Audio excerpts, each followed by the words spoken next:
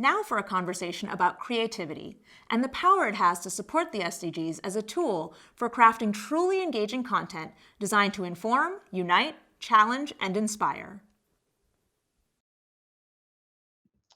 Hello, I'm Imogen Watson, creative reporter at The Drum, and today we're discussing creative philanthropy as part of the SDG Action Zone. I'm joined by Maya Bogle, co-founder of Talenthouse, Dawda Jobarteh, global head of SDG Strategy Hub, UN Office for Partnerships, Sachini Imbuldeniya, creative director at News UK, and Infas Nias, creative lead at ADA Sri Lanka. Thanks all for joining on the discussion of the power of creativity to be a force for good. So I thought, why don't we start this off with each of you telling me what creativity means to you and why you think it can be a powerful tool. If Dawda, you want to start. Yeah, absolutely. Thanks for having us. The creativity, what does it mean to me? It means people feeling and expressing their feelings and communicating in a way that can be received by others, oftentimes beautifully, oftentimes very locally, and as it relates to their lives as well. Mm. And Maya? So creativity could mean anything really in terms of actually how you write, how you think about and strategize about a problem.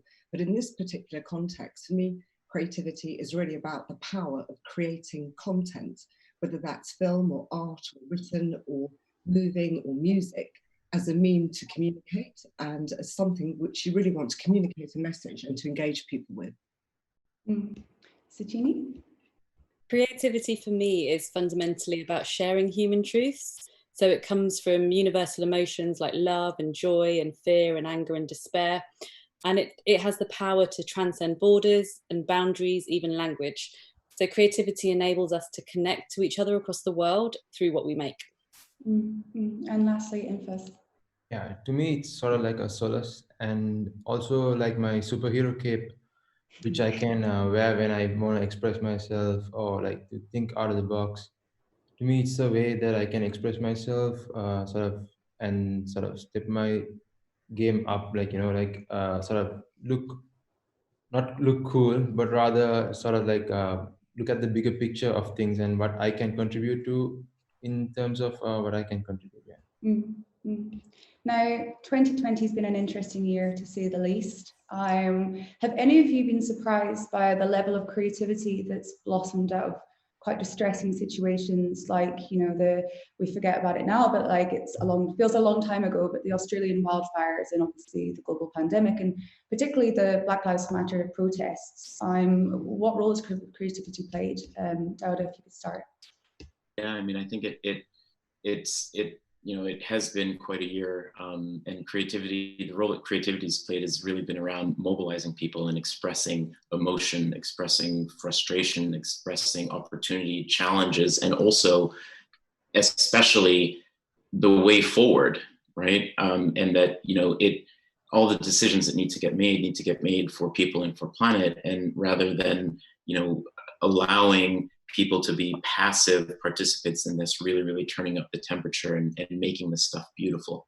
And Maya, I've got something to add. I would totally agree. I just think that creators have got this incredible innate ability and desire to actually produce and to create, and they can get moved by everything. And I think, the George Floyd murder was just horrific on so many different levels.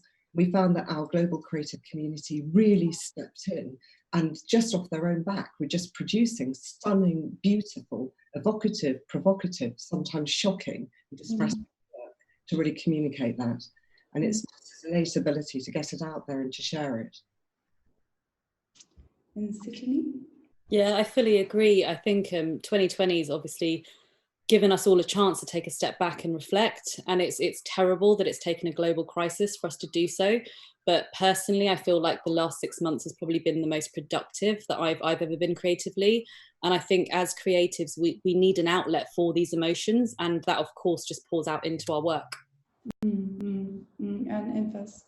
I'd like to add to what Sachini just mentioned, which I think is quite true, because we've been a lot more expressive in sort of like we've seen fulfillment in what we've been able to put out there, and to see how it could change the world in a sense. I think it's been a it's been a period where we sort of seen the fruits of our labor.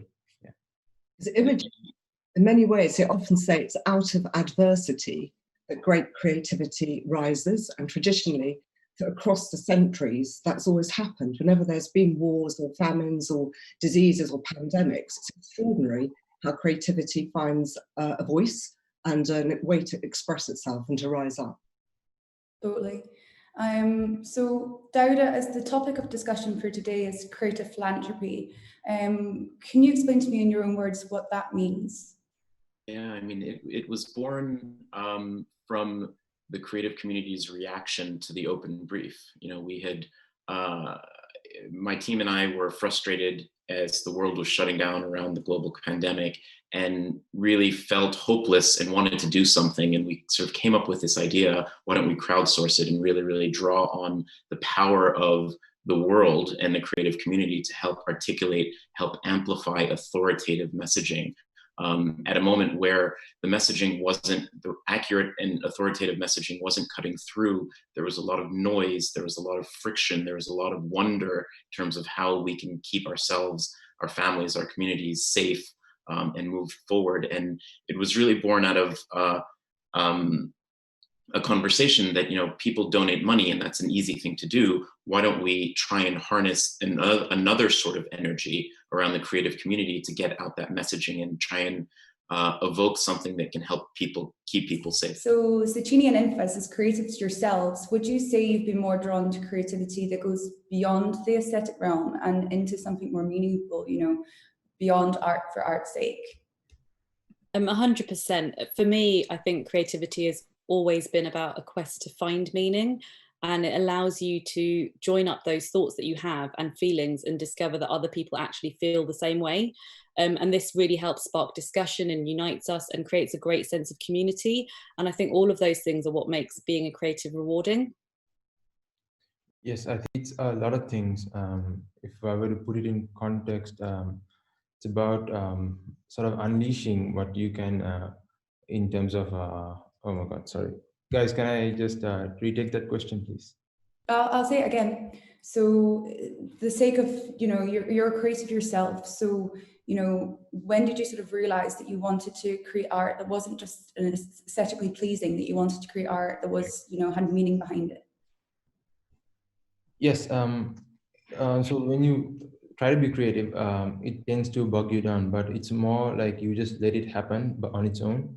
And that defines what the outcome is. So you don't necessarily need to, I mean, in terms of my own perspective, how I see it, I'd see it as a sort of a more expressive feeling rather than a more sort of planned out, you know, I just let it express itself. Totally. And Maya, what has your career in the creative community taught you about the need to democratize creativity? I feel that's extremely important. Our belief is very much that a great idea can come from anywhere, and that what we would love to do is to break down a lot of those traditional barriers for everyone to enter the creative industries. The creative industries can be quite closed, quite cliquey. It's about who your mummy knows and who your daddy knows. And we feel that that shouldn't be the case, and that creators, regardless of their location, their socioeconomic background, their colour, their faith, their sexual orientation, anything, should have the same access and the same opportunity to actually express themselves. So kind of collaborations in our DNA, and we very much believe that technology and the digital sort of explosion over the last couple of decades enabled more creatives to create, and that's very, very welcome. And now Dawda's already mentioned it, but we're going to go into the UN Creative Brief, which went out back in May, where it was an open brief to the creative community that the UN needed creative thinkers to produce eye-catching PSAs to help prevent the spread of coronavirus. And this response, which we'll go into, was absolutely phenomenal. So it features part of the Cannes Lion Festival Creativity. So let us look at a video first. I'll give you a bit of background to the brief. In March this year, as countries all over the world faced the COVID-19 pandemic, the United Nations announced its first ever open brief to creatives. The brief was to inspire the world to adopt public health precautions, act act in solidarity and prevent the spread of misinformation. It called on creatives everywhere to translate critical public health messages into work that would engage and inform people across different cultures, languages, communities and platforms. And the world's creatives stepped up. Within 2 weeks, 17,000 pieces of multimedia work from 143 countries covering 6 key messages had flooded in. The Lions team all salute the creatives that responded so rapidly to this urgent brief, as well as Talenthouse for hosting the content. Please visit the United Nations website to explore the messages and, most importantly, share them across your networks. From this point, Dawda, why don't we go back to the beginning and you can talk me through where the idea to run a creative brief came from, and why didn't you just go to creative agencies to do the job? Yeah, I mean, it's exactly as what was talked about before. You know, we were really trying to harness the energy of the creative community insofar as unleashing the talent, the ingenuity, and the effort from people around the world as it relates to their local environment. It was, you know, an idea that was born out of frustration, out of the hope that people can lend and lean themselves into a process to help keep themselves and their families safe. We sent it to about 50, we sent the brief to about 50 people. Within a matter of 2 weeks, 50,000 people had been in it. We'd received approximately 17,000 responses from 143 countries in over 20 languages. And the community had been mobilized around it with just absolutely spectacular content. And had we gone to one agency or one company, it wouldn't have traveled as far. And what we really, really needed was for the messaging to flood the internet and social feeds. And the only way to have done that was really to harness that energy from within the creative community itself. And was it something that you'd done in the past, or was this entirely new for you? Oh no, I mean, this was new for us, you know, and it was a very humbling moment where we were calling on the creative community's help to really, really mobilize this at a moment where, as Maya had mentioned before, you know, necessity is the mother of invention. And there was a moment in time where it was a perfect storm where people wanted to do more and needed a channel and avenue to be able to do that. And that's sort of where the idea of creative philanthropy had also come out. And Maya, can you explain how Talenthouse got involved in the project? Well, we initially were going to actually launch our own brief to our own community because we knew that our community would want to step in. We really do believe in this collective response and accountability that creators feel to doing good. They don't just want to make creative work to help brands sell more cans of X, Y, or Z, or whatever else it might be. So we were actually going to launch our own brief, and then we saw this Google Doc, which had been produced by the UN, and we went, crikey, we need to get involved, got in contact. Serendipity and fate later, we launched the brief on our own channels, talenthouse.com, with the UN's full support, and we translated that brief to our community, launched in 2 days. Work started flowing in from day one, and as you saw from the Canline video, we closed 2 weeks later with over 17,000 multi-discipline pieces of creative work from, I think, over 143 countries and over 20 different languages. It was incredible. And you know, you're no stranger to a creative brief, so how did this experience differ to work that you've done in the past? Hugely. Speed, and there was this urgency about it, and we ran the project on a pro bono basis, and there was no creative, when I say no creative incentive, and creative incentive was there, but there was no financial incentive or guarantee of exposure for the creatives who chose to participate and donate their creativity and their time and their concern and care. So it's different to how we've normally worked, but we just knew that our community would want to step in to help. And what did the experience teach you about, you know, the power of collective creativity or collaboration? Collaboration, it's in our DNA. It's just best. It's so important. I think if brands and agencies and governments and industry can go out and look to creatives to help them solve problems, to help them give them that proper, diverse, authentic interpretation of a problem, which will work for multiple territories, countries, and also for multiple channels, because not everyone's got access to a television or a laptop. You have to think about radio as a medium. You have to think about mobile phones as a huge medium now for communication. And creatives can really help brands and the UN alike navigate their way through that quite complex marketplace of engaging people really authentically with diverse and beautiful creative work.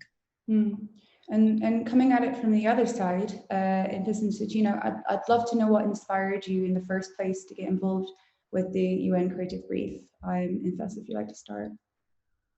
Yes, to me, it was very inspiring that Talenthouse, on behalf of the UN, was reaching out to people like me, right? So creatives.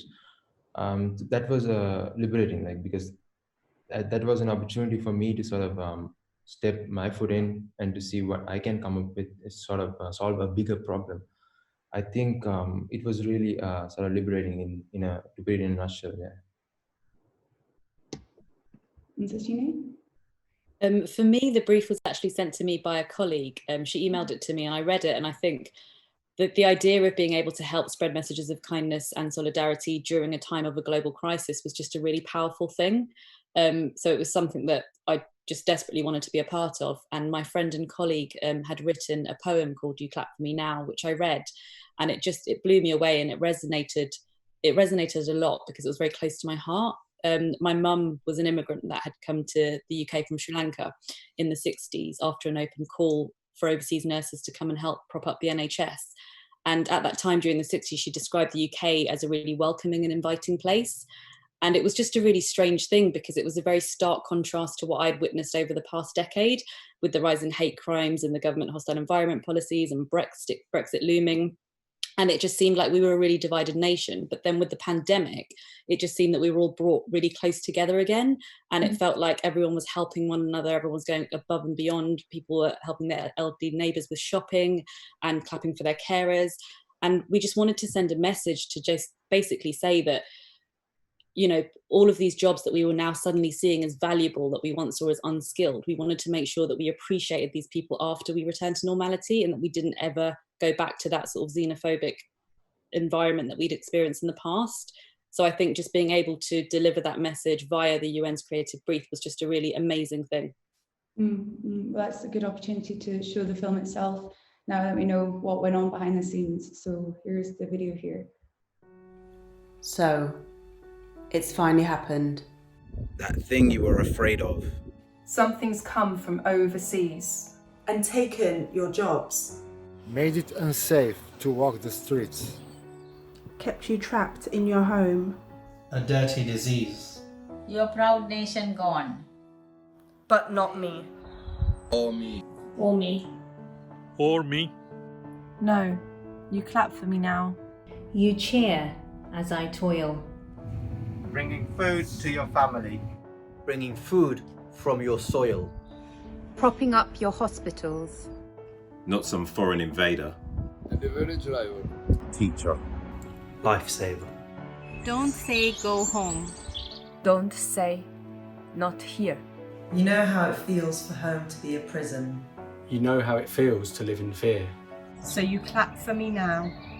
All this love you are bringing. But don't forget when it's no longer quiet. Don't forget when you can no longer hear the birds singing. Or see clearer waters. That I cross for you. To make lives filled with peace. And bring peace to your life too. Come, all you Gretas. You Malalas. You immigrants. See what we have learned. It only takes the smallest thing to change the world.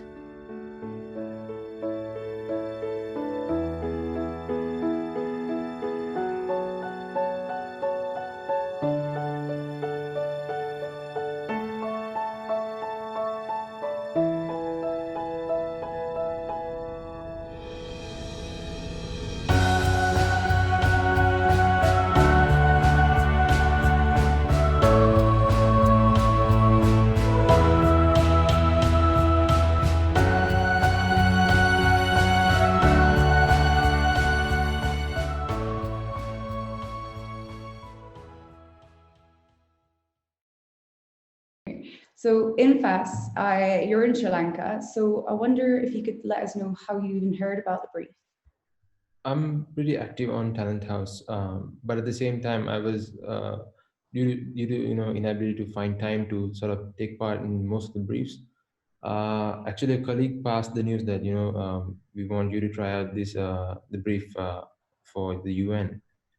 So I took that's where I just sort of decided to take part in it, to be honest. And then the way I looked at it was from what I see and hear, like in the local scene, right? So where people don't necessarily look at the guidelines and sort of abide by them, like from heart. So I thought of taking a little, creative liberty and sort of bring a little wit into it and talk about something that is, that could, mean life and death to somebody, and to sort of put it in a way that will sort of spark them the idea that I'm trying to communicate in a way that it's more easy to digest, right? And then, so that's how I ended up with what I made for the brief.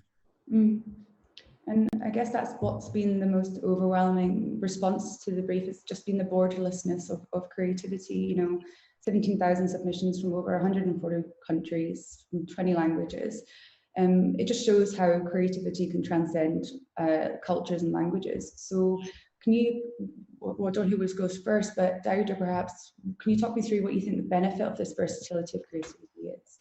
Yeah, absolutely. And, it comes to what was just said as well. It's really about how to create a movement from a moment. And, back in May earlier than that, when the world was shutting down, that was a moment that will probably define the next century of the world, potentially. And a coming together of people and with regard to the Sustainable Development Goals, had they been further progressed, the resilience of societies, of cultures, of health systems, of people could have been lifted.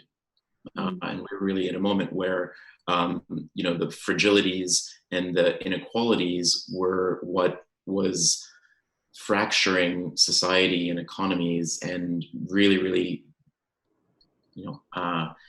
mismatching the level playing field. And some would question whether there is a level playing field, but it was a moment where we really saw a lot of different things, and the creative community came together. And I think, that was a moment, but a more important moment is also what happens between now and into the future, right? In terms of how that energy continues to show itself and how that energy continues to help define societies and define how we as humans are treating other humans. And that's, I think, the opportunity that became evident with the open brief and everything that's happened since then.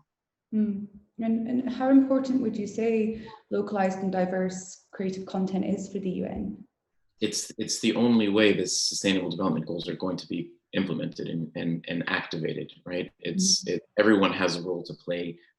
Governments have an oversized responsibility, but in it, decisions are absolutely key, and decisions have to be made in a way that is positive for people and positive for planet. And that happens at a local level, that happens, and it's informed by influencers, it's informed by art, it's informed by culture, it's informed by society, it's informed by values and family. And that is at a hyper local level, and needs to be. And Maya, would you like to add anything to that? I passionately believe that creativity has got the power to move people, to unite people, to inform everything. And actually, it's a renewable resource. And it's something which you can't actually wear out, which unfortunately isn't the case for everything on our beautiful host, Mother Earth. And therefore, we found over time that the more briefs we give to our community, the more our community grows, the more active the community is. You can't wear it out.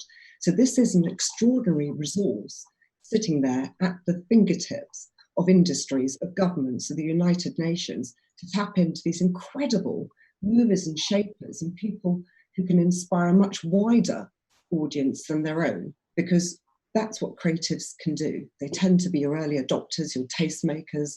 They're great advocates and they're great communicators. So I think they're an incredible channel for communication. No, I like what you said about the renewables. It's not a renewable resource, but the idea that of the UN brief was so lovely because it was like a repository, but it wasn't that it was sort of dumped and left. It was like it was alive, and it's not a symmetry of content. It can just, you know, keep being replenished throughout, which is just such an amazing thing. Dawda, in what way can this creative open sourcing model, we've already touched on obviously the sustainable development goals, but what way can they support them?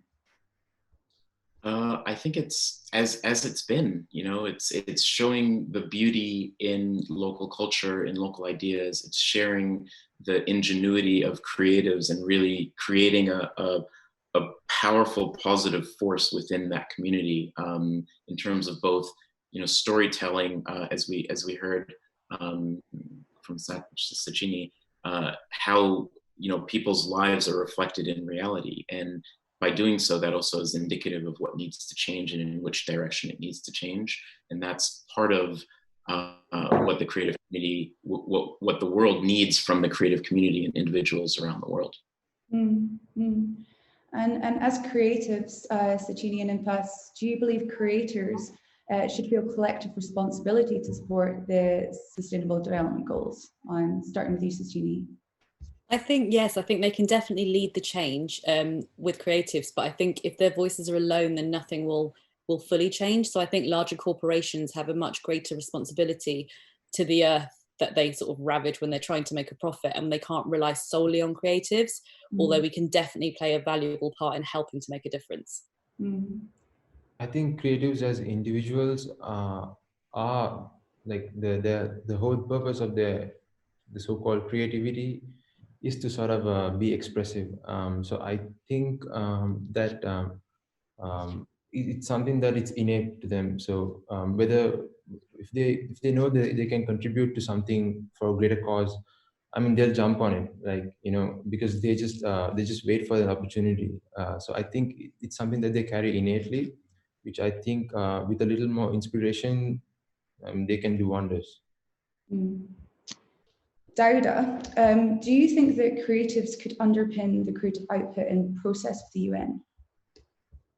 They have to, you know, and a lot of what the work at the UN does is reflective of what's needed within the societies in which they're serving and operating. And that is a process that needs to be informed by not just creatives, but everyone.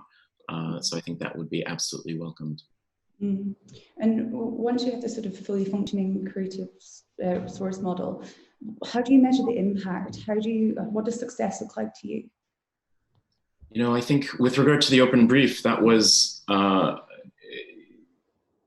articulating and capturing and spreading authoritative messages, right? So, and we saw that impact in people being kept safe, people staying at home, people knowing how to properly wash their hands, people being inspired towards solidarity and being kind and spreading kindness. And, you know, I think that's not particularly something that you can quantify in ones and zeros, but more in the sense of where humanity is and the direction in which they're traveling.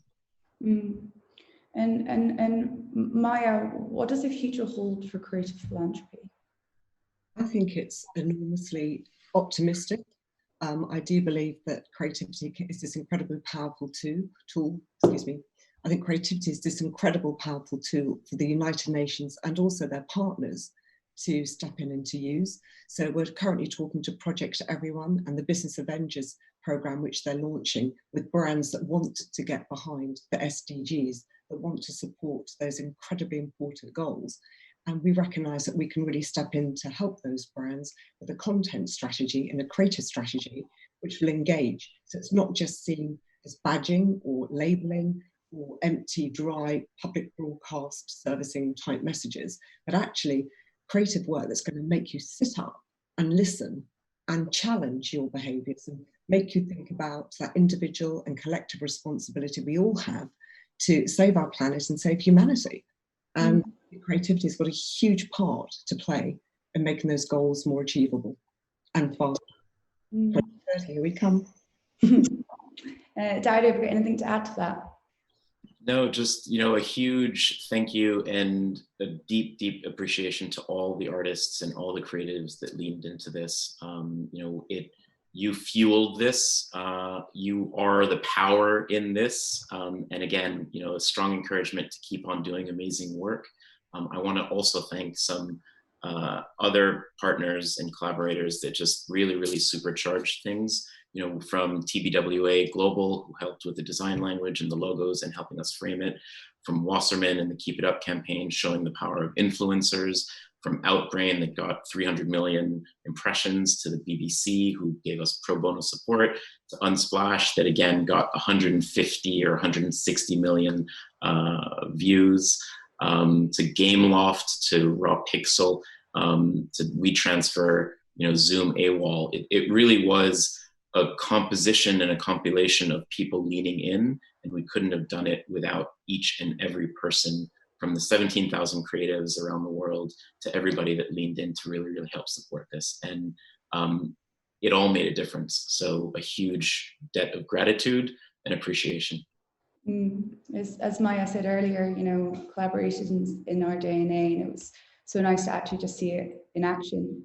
Was the lovely part of it, and also really good to bring everyone together here from creative side and obviously from the UN and Talenthouse. So lead on from there. I actually forgot to thank them, but I think it's self-evident.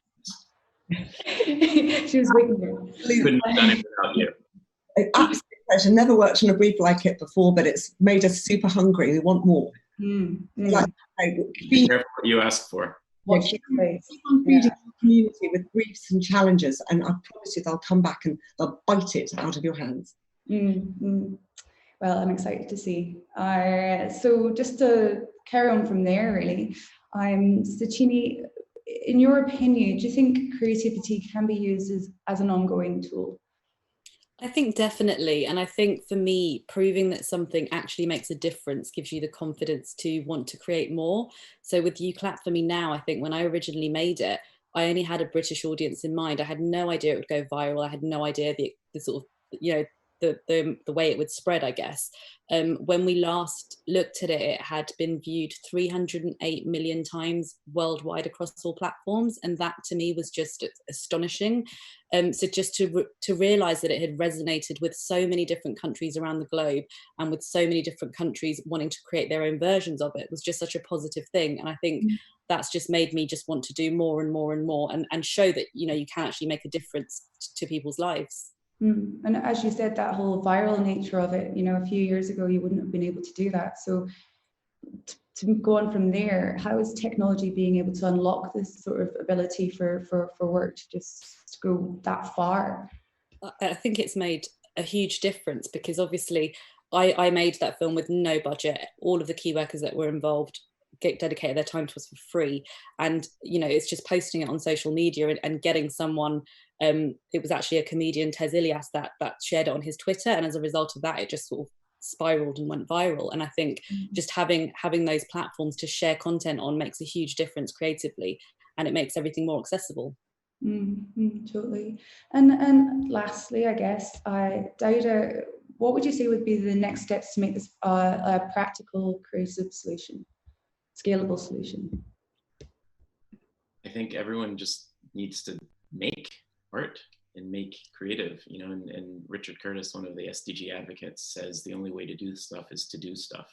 And exactly as what we heard, this stuff does make a difference, and the only way to make that difference is to do.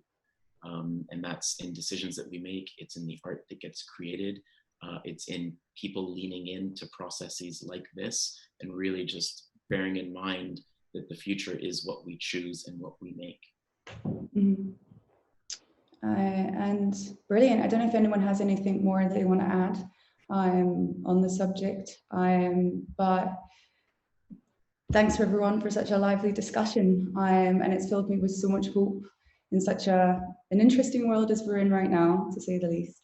It's filled me with so much hope, that creativity can be this force for good, and I'm very excited to see add something real quick. I'd like to just point out that Talenthouse has been sort of like a hub for creativity. So I think as a platform for them to be there, to help artists express themselves and expose themselves to these amazing briefs, and to sort of make it all possible, I think it's they truly deserve a huge, round of applause or appreciation. Thank you. That just makes me. Just love Talenthouse. I'm your biggest fan. Thank you so much. Our community is everything, it really is. And we just want to nurture you, love you, support you, listen to you, give you opportunities, break down borders and barriers, and just give you everything that you need. But we will always do better. We're going to keep on trying to do better and more. Perfect. Well, thank you all for joining us today and having such a great chat about the power of creativity. Thank you, Imogen. Thanks so much.